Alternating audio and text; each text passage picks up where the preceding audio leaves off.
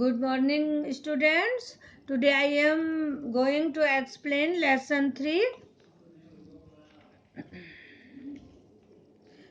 Discovering truth the saga continues.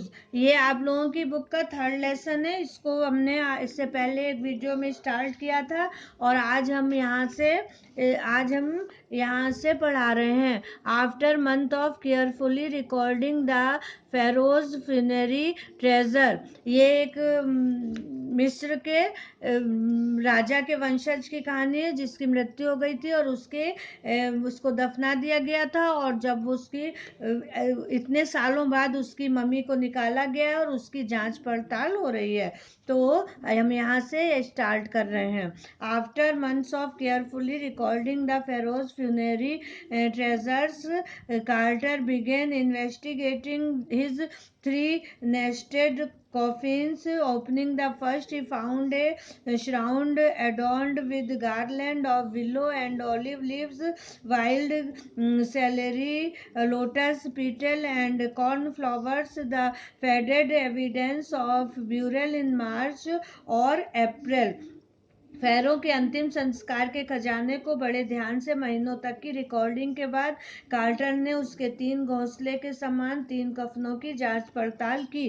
पहले को खोलने के पश्चात उसने पाया कि कफन को विलो और ओलाई पत्तियों, जंगली सैलरी, कमल की पंखड़ियों और कॉर्न फ्लावर से सजाया गया था। ये इन मुरझाई चीजों का साक्ष्य था कि दफनाने का काम मार्च या अप्रैल में हुआ। When he finally reached the mummy, though he ran into trouble. The ritual resins had hardened, commenting to the bottom of his solid gold coffin. No amount of legitimate force could move them. As Carter wrote later what was to be done. जब वह अंततः mummy पर पहुंचा, यद्यपि वह कष्ट में पड़ गया, रिवाजी रेजिन कड़े हो गए थे जिन्होंने टुट को ठोस सोने के कफन से सीमेंट की तरह चिपका दिया था। कोई भी मात्रा में उचित शक्ति इनको उन्हें हटा नहीं सकती थी। कार्टर ने बाद में लिखा है, क्या किया जा सकता था। The sun can beat down like a hammer this far south in Egypt, and Carter tried to use it to loosen the resins. सुदूर मिस्र में इसे एक हथौड़े की तरह चूर चूर कर देगा, और कार्टर ने रेजिन्स को ढीला करने के लिए इसका उपयोग करने की कोशिश की। For several hours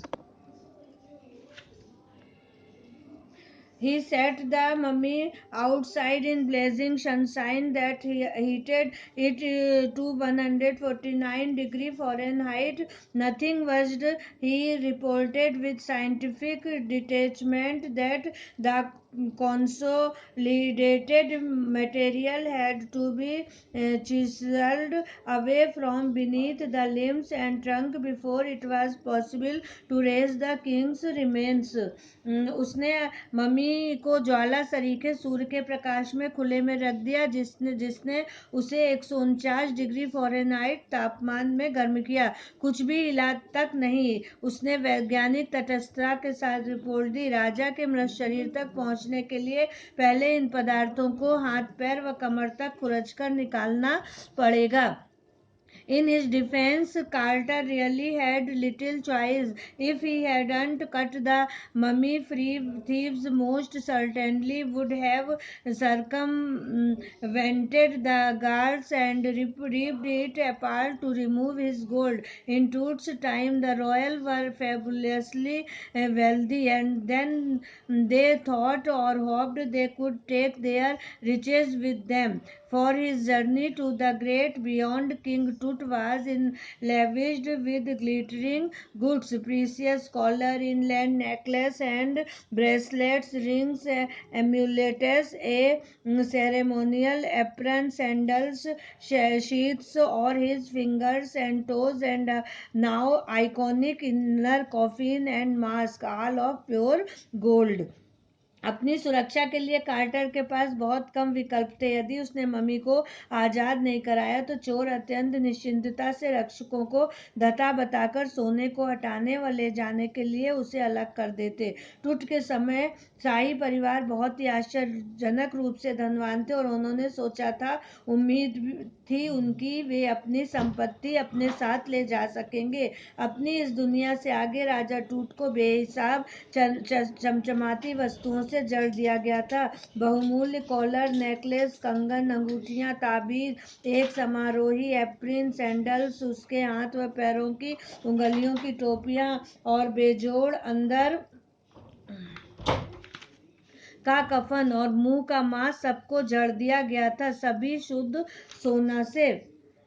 To separate Tut from his adornments, Carter's men removed the mummy's head and severed nearly every major joint. Once they had finished, they reassembled and the remains on a layer of sand in a wooden box with padding that concealed the damage. The bed where Tut now rested.